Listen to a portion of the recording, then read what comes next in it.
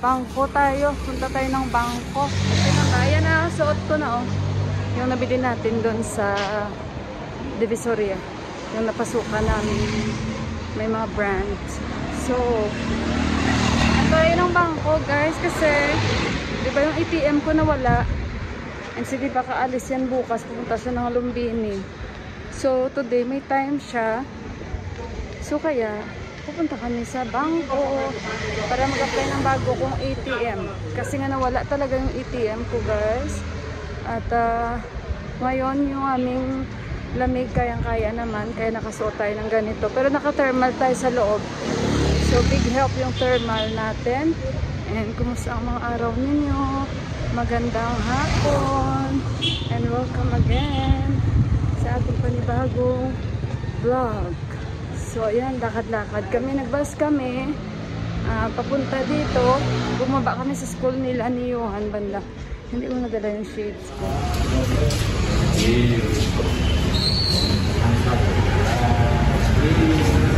So, guys, tapos na tayo sa bangko. After 1 week, mag-ano sila mag-message. Tapos makukuha na natin.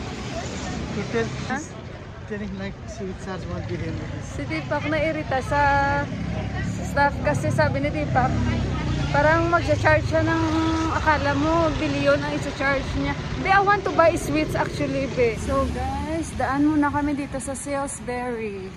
Ito yung bagong Salisbury eh. So daan tayo, bibili tayo dito. Where's the entrance? Here and here. Ah, two! This one is drinks. A department store. Dito tayo guys, daan tayo. Ayan o, bago ito eh.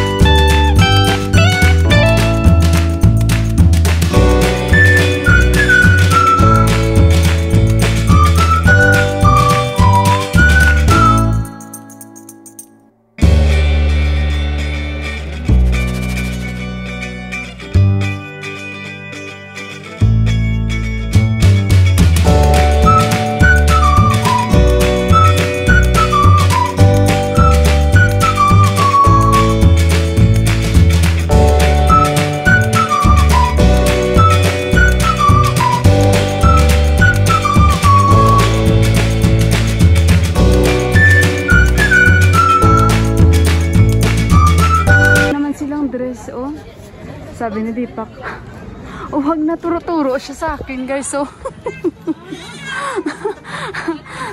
tinuturo-turo niya kasi nung sabi ko, may babago na naman silang dress. So ngayon tinuro niya sa akin. Alam niya hindi ko type. Ay. So balik tayo doon. May mga ganon talaga dito, no? Parang hindi nila alam na big help sa kanilang marketing. Pag mga ganyan, at least may promote yung mga bago nilang newly open store, mga ganon. Napakalaking tulong. Alam niyo bang bit-bit niya? Bumili kami ng sweets. So, ipapakita ko sa inyo mamaya-maya kung anong mga nabili namin. Kada na naman ng walang humpay. Mag-walking na naman kami sa Palayan. Guys, dito na kami sa aming meeting place. That one, no? With a bedsheet blue color. There, oh. That is their house. Sabi ni Deepak, saan yung bahay nila? That one with a green tank. Yeah, that one with the green tank. Sa bahay na kami, ito na yung mga sweets. Lado and peda ang tawag dito. Kinain ni Deepak, favorite niya to. It's made of milk naman itong mga sweets nila. Noon guys, kinukuha ko ito kasi akala ko foil. Sabi ko wala yung foil, kinakain nila. Hindi pala, sugar pala ito guys. So ngayon ko lang nalaman kung hindi ako nagkakamali. Tingnan nyo, ito yung favorite ko dito. Kinain ko na yung isa. Hindi ko lang alam anong pangalan nito. Kasi masarap talaga yung sweets nila ba guys. Ito kanina sabi ko, di pa kunin mo ito. Ayan, hindi ko rin alam kung anong pangalan yun. Basta Peda and Lado. Ito masarap din guys. Yan. Yung iba kasi may mga pistachio. Yan guys. Tikman natin. Ito guys. Oh, yan. So may mga sweets din sila guys. Na iba na kasing sweets nila. Ano. Sa atin naman mga kakanin. Ganun sa atin. So sa kanila iba. Yan. Ito isa sa mga favorite ni Deepak. Bilog ito. Oh. Yan. Ganyan yung itsura. Tikman natin. Gagawa ako ng puto. Kasi bumili tayo ng gatas, diba? Ay, matakat na tayo ba? Tikim-tikim na tayo konti. Kasi masarap yung nabilhan namin. Tikim-tikim lang ba? Dito. Noon, kinakaskas ko pa kasi kasabi ko, kinakain nila yung foil. Yung pala na-discover ko guys. Kasi yung tanong talaga ako. Pala foil. Sugar. Masarap itong favorite, hindi pa. Parang yema. Japre. Sa batuloy na sabi ko, Jarpe? Ewan ko something ganun, sabi ni Deepak. Bumili tayo ito. Kasi gagawa tayo ng puto at pancake. Nagulat sa akin kanina yung babae kasi, excuse me, sabi niya. Sabi ko, yes. Kasi diba, bakit kanina pagbabawalan na mag-video, opportunity na yan para sa kanila na may nag-video, baka ma-promote pa yung bagong newly open nila na store, diba guys? Sa marketing, makakatulong ka sa kanila. Tapos, nung nalaman niya na ibang salita ako, sabi niya, you're taking video? Sabi ko, yes. Sabi niya, for what? Sabi ko, for my YouTube. For my vlogs. Kasi wala man ako may nakita na mali eh. Mapopromote mo pa talaga yung kanilang mga binibenta, di ba? Ito kasi parang napaka-room. Kaya minsan, may langaw na naman nakapasok. Isa. Minsan parang, kahit sa mga mall, ano ba itong mga to? Napasukan mo na yung mga grabe ng mga mall sa UAE. Tapos sa kanila parang ang liliit. Parang takot pa sila mag-video ka. Ano bang tinatago nila? Baka makatulong pa naman sa mga taong naghahanap talaga na. Ayan nga, hinanap natin mo. Saan ka napuntahan? O diba guys? Yes, nakain ko na yung paborito ni Deepak. Masarap nga. Kaya pala si Deepak, nung nakakain kami ng yema from Philippines, gustong-gusto niya kasi parang yema din ito. Pigilan ko na yung sarili ko. Guys, tingnan nyo gumawa ako ng salad. Kagaya nung last. Ito ay with apple and cucumber dahil nabigyan po tayo ng maraming lettuce ni Sis Camille. So gumawa po ulit ako para tayo ay makakain. Teka lang guys, gagayahin natin yung nakita ko na kung paano niya i-mix yung kanyang salad. Sa baba, actually nagtatampo ako kay Deepak. Kaya hindi ko siya kinakausap. So nakita ko guys sa sabihin niya, nagtatampo ka, tapos sumasayaw ka pala sa kusina. Uyaw, hindi. Opo, guys, para sa... Masarap ito, lalo buka. Kakain pa rin tayo, guys, kunti lang. Madadigest lang yan siya. Kain tayo kunti. Ganun talaga, minsan ang mag-asawa. Tampo ako sa kanya. Kaya mo siya. Ganyan lang. Para walang gulo, bababa na lang ako. Yan. Alam niyo yan, pag galit ako, malaki ang butas ng ilong ko. Kain tayo.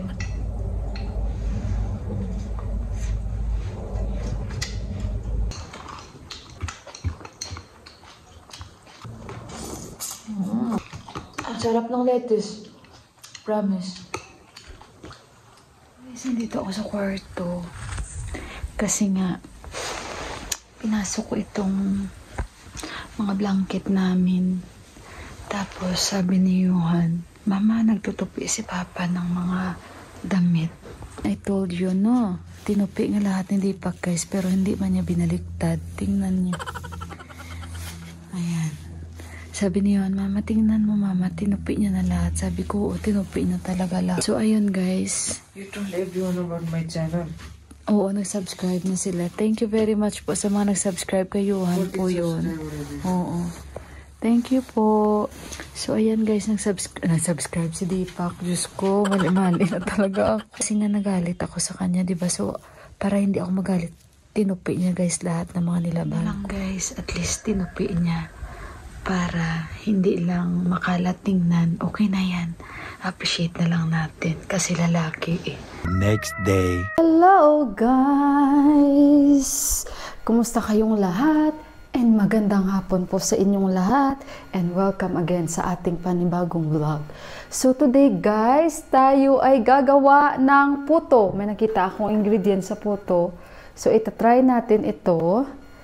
And then, sana maging success tayo dahil may cheese ako. Ay, magpapakulo pala ako ng gatas.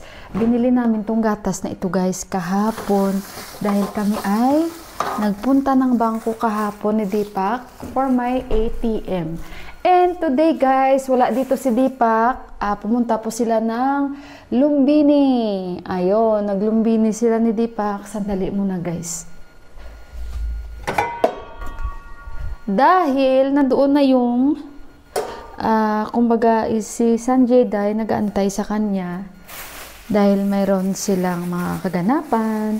Then kaninang umaga, dahil since ayaw naman ni Deepak mag-travel, kasi alam nyo naman, hindi basta-basta ang bumiyahe dito. Lalo ay napakalayo ng Lumbini guys. Ilang, kumbaga, state pa. Kumbaga lang example, ang madadaanan ni Deepak bago niya maabot ang Lumbini. So, nag-aeroplano po siya. Yung local airlines lang dito. And mga ano lang siya. 30 minutes lang siya makakarating. So, ito yung gatas na binili ko dahil gagamitin po natin ito sa puto. Dahil nakikrave po ako ng puto. Kaya ayan mag-iinit tayo ng gatas natin. And alam nyo ba, kakatapos ko lang maglinis. Alam nyo ba bakit ganun? Pag wala dito si Deepak, gustong gusto ko maglinis ng bahay namin. Pero pag nandito siya, para bang inaasa ko sa kanya na siya na yan ang maglinis sa itaas. Yung ganun ba? But ayun guys, bago ko makalimutan ang lahat, gusto ko magpasalamat kay Francis Candy. Ayan, tama kaya ang pagsabi ko Candy kasi 'di ba parang unique yung family name niya. So, ayun, thank you so much, Francis. Yes, of course, sana sa pagbalik mo, sana magkaroon ka ng time na magkita tayo dahil alam ko naman na talagang yung time niya is sobrang busy pag ganyan guys and limited lang talaga yung kilos. Napakalaking bagay po ito na mapansin po ako ni Francis kasi sikat na si Francis na, syempre tayo kumbaga is nagsisimula pa lang. And of course, sa inyong lahat, kung hindi dahil sa inyo, hindi po ako mapapansin ni Francis. And nakikita ko po yung mga comments nyo. And sa inyo din na mga nagsabi sa akin, Ate Mila, ginread ka ni Francis, shinout-out ka niya, ganito, ganyan, ganyan. And of course, sa kay kuya niya, Deepak, na talagang in-include niya si Deepak. Sobrang appreciate ko. So Francis, sige sa pagbalik mo ha. Sana magkaroon ka ng time at magkita tayo. Maraming salamat po muli. And sa inyo ding lahat guys na talagang nagko-comment na magkita kayo, mag-collab kayo, ganito, ganyan, ganyan. So ayan na guys, napansin na tayo ni Francis. And maraming salamat po sa inyong lahat. So, nagpapakulo lang ako ng gatas. At ayun, gagawa na tayo ng puto. Mabilis lang itong puto. Itong ingredients na ito guys, nakita ko lang siya sa YouTube. Yung naghahanap talaga ako guys, yung sa pancake. Kasi nga, bumili ako ng syrup kayuhan, diba? So, naghahanap talaga ako yung masarap at simpleng ingredients ng pancake guys. So, pakuluan ko muna yan kasi kailangan talaga nating pakuluan. And the rest, meron naman akong nag-against the light na naman tayo. Meron naman akong guys, syrup sa pancake dahil nakabili po tayo, 'di ba? Ayan. At saka gusto ni Johan and nagsabi din ako kay Johan na para sa breakfast mo. And ayun, tsaka ano pa bang sasabihin ko? And pag nakaluto tayo nito, bibigyan ko si Inday kasi today si Inday may lakad po sila ng asawa niya. Alam mo lang, nakapasok. Bakit kaya nandito na naman ito? Pag binubuksan ko kasi pintuan, makakapasok talaga. A few moments later. Guys, nakapag-mix na ako. Tapos na. Nakapag-mix na tayo sa ating puto. Balutin ko lang ito. Lampin pa ito ni Johan, guys. Kasi nga tinatago ko. Ayan. So, balutin natin. And then, maglagay na ako ng minamix natin na puto sa ating mga molder. Hindi ko na ilalagyan ng mga guys. Butter kasi nga ang ginawa natin against the light tayo, meron na tayong butter dyan na nilagay. So, hindi na yan siya didikit. Yan. So, ito yung molder natin. Thanks to Sis Olga. Binigay niya yan sa akin. Medyo okay na yung tubig natin. So, itong steamer ko, ayan, pag magkaroon ng time, bibili ako ng mas malaking steamer, guys. Pero so far, okay lang. Ito na yung na-mix natin. Huwag lang natin masyadong punuin kasi nga aalsa pa yan mamaya. Bigyan natin si Inday Neneng. I-message ko muna siya kung nandyan na sila kasi nga may lakad. After that, bago mag 10 minutes, lagyan natin ng cheese. Nilagay natin ang ating puto sa ating steamer. Ayan to. And tapos takpan na natin and iset natin yung time for 10 minutes and hinaan lang natin yung apoy. As in mahina. Tapos maghiwa-hiwa na tayo ng cheese. Mamaya na ako maghugas. And tsaka mamaya si Johan para pagdating meron siyang puto. Kasi importante yung anak natin pag uwi. Tom Jones ang mga anak natin. Kailangan meron silang pagkain. Siyempre, ganyan tayong mga nanay. Diba, guys? So, hiwain ko tong cheese ko. Tara, guys. Doon tayo sa table. Mag-timer muna ako, guys. Kasi nga, 10 minutes, huli na tayo sa timer natin. So, gawin na natin mga 9 minutes starts. And then, maghiwa-hiwa tayo ng cheese. Kasi bago pa matapos yung 10 minutes, dapat mailagay na natin itong cheese sa ibabaw. Nag-PM ako kay Sis Camille nung last kung paano niya ginawa ang adobo. Kasi masarap si Sis Camille magluto, guys. Iba talaga no, pag mga HRM, masasarap magluto. Ba't may pumipito? May basura ba? Tsaka, hindi pala maganda pag nag-iisim tayo, bukas tayo ng bukas, kasi ganun ako. So, ngayon may idea na ako. At happy ako dahil nagka-idea ako sa adobo, kay Sis Camille. Liitan ko lang siguro kasi parang ang laki ng cheese ko. Mamaya, kung damihan ko, baka magdikit itong mga to. Medyo malapit-lapit na, i-check natin. Muna tayo ng tubig. Cheers! Kaya galiad ako, guys. Nagliliad ako kasi feeling ko yung likod ko ba. Mas malamig. So, si Deepak, mabilis lang siya nakarating sa imbis na sabihin ko na naman, guys, Lumbini, Lamborghini na naman yung sasabihin ko. Lamborghini. So, ilagay ko muna to sa ref kasi nga, hindi maganda pag lahat hiwain natin. Baka matikit sila sa plato ba?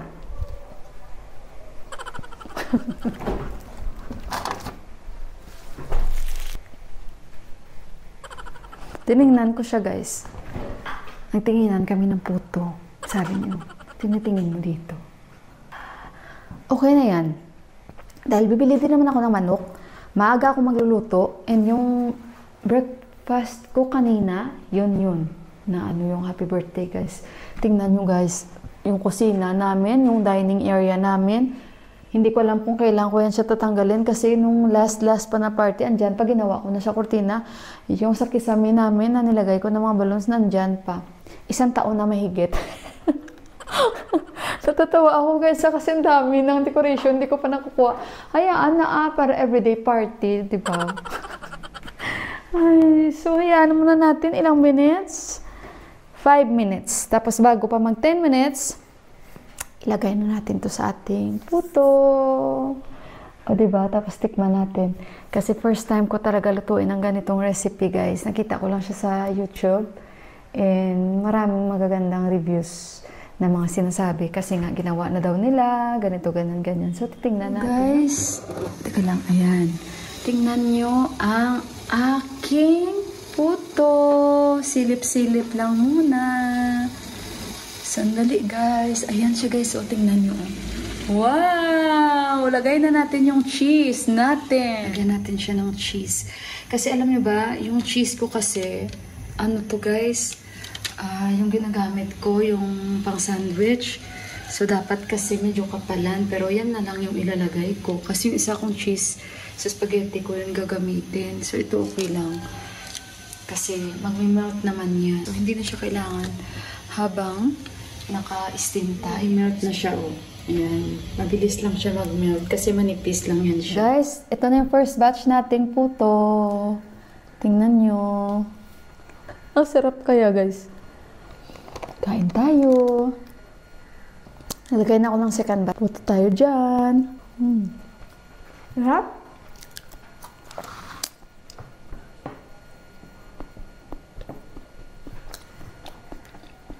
Hindi siya ganun katamis. Tama lang. Wow. Hello guys, parang ang sarap. Dalawa lang kakainin ko. Pero masarap siya guys, in fairness guys ha.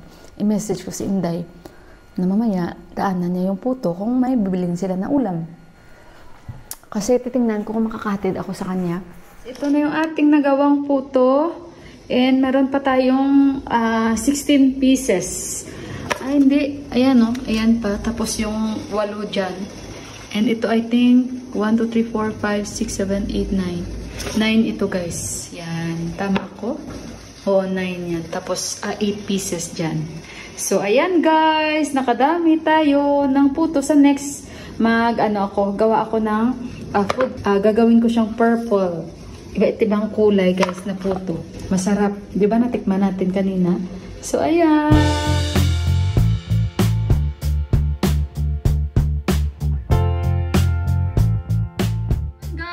I-end ko na yung aking vlog, pero bago yan, magpasalamat muna ako sa inyong lahat sa pagbigay oras para lang mapanood muli yung vlog ni Inday Mila. Guys, baka makapag-shoutout ako bukas, mag-comment lang kayo dyan. And gusto ko pala i-greet Inday Dayan ng Qatar. Inday Dayan, halong the perme, and salamat git sa pag-suporta kay Manang Mila. May God bless you and sa inyong lahat guys. And again guys, sa mga hindi pa po nakapag-subscribe ng aking channel, baka wish nyo lang, i-click nyo lang yung pulang button para ma-update kayo lagi sa bago kong mga upload. And wag nyo pong kalimutan magbigay sa akin ng like and lagi niyong pagko-comment guys, ay napakalaking bagay po sa akin.